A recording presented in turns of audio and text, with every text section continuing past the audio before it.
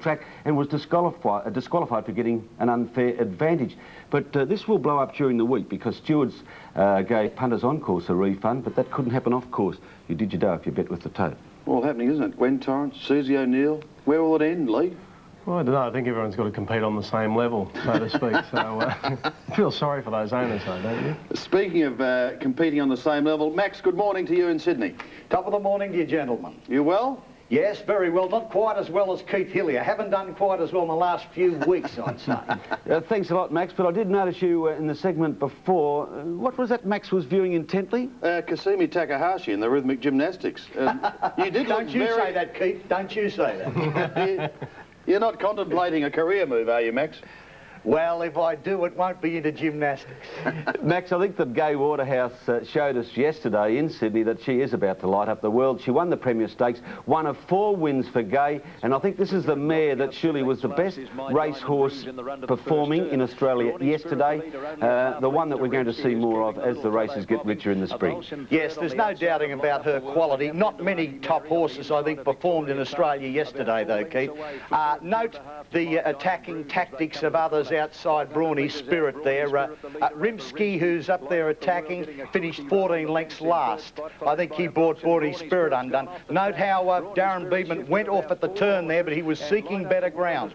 Brawny Spirit did not hang. But of course, Light Up the World had a beautiful run. Shane Dye was able to judge the pace to a nicety, and of course she just proved far too good. Her time was just outside her own course record, and as you can see, she hasn't been pounded to the line. There's still a bit of improvement there, and she's a class act. When you come back from your holidays, Lee, you're going to have a serious threat in Melbourne from Gay. She really is one of our top national trainers now. Yeah, she's made you know, a big improvement over the last 12 months, and you know, a great performance yesterday to train 4 winners in Sydney. Our stable's only done that, I guess, on 3 or 4 occasions in Melbourne, so it's not a common event, and she's got her horses going very well, and yeah, she's going to give us plenty of competition.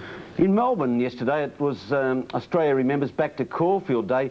Almost 19,000 people there. The main race of the day was won by a horse called Pearl Prince, a horse we probably let get under our guard because Pearl Prince has a very good wet track record. 6 wins and 2 placings from only 11 starts on rain-affected tracks.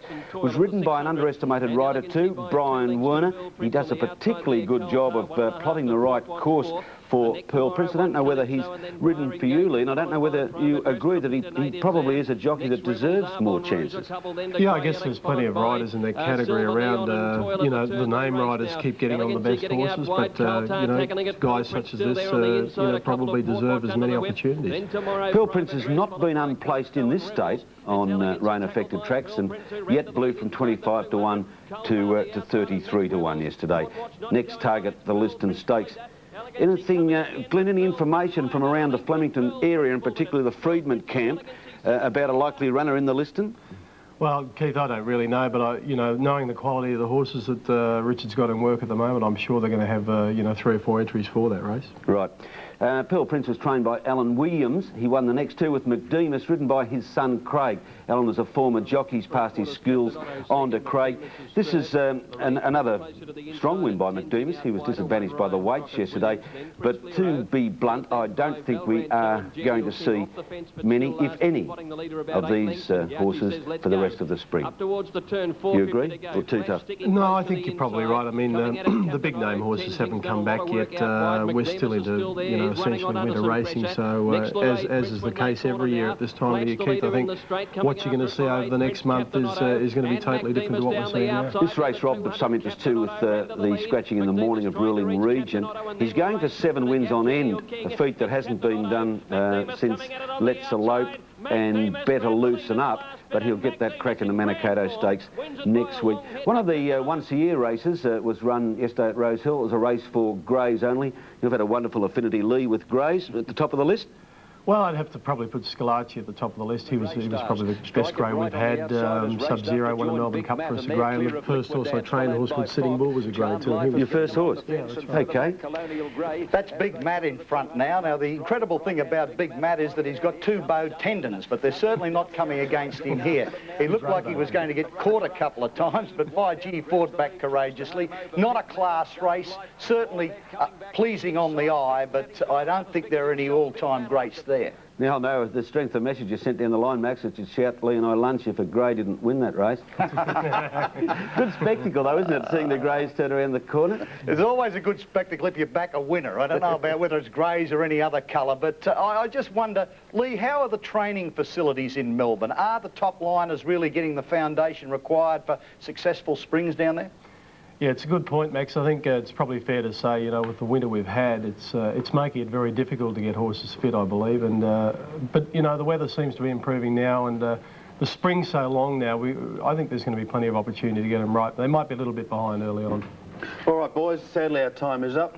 Thank you for joining us once again. Manikato Stakes Day at Flemington next Saturday. Looking forward to that, Lee. Looking forward to seeing you back in harness in a couple of weeks' time. And Max, you will of course join Bruce and the team next week on Sportsworld. Yes, just one word from Lee. Flying Spur next Saturday, yes or no? From an impartial just yes or observer's no. point of view, yes or no. I just thought, looking at his run the other day, the horse would probably want a bit further yet.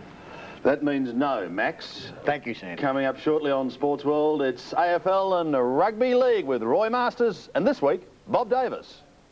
Here's Jones around the corner. Oh, beautiful, beautiful pass. Kick forward again for North Melbourne, coming from Simpson. Oh, Carey!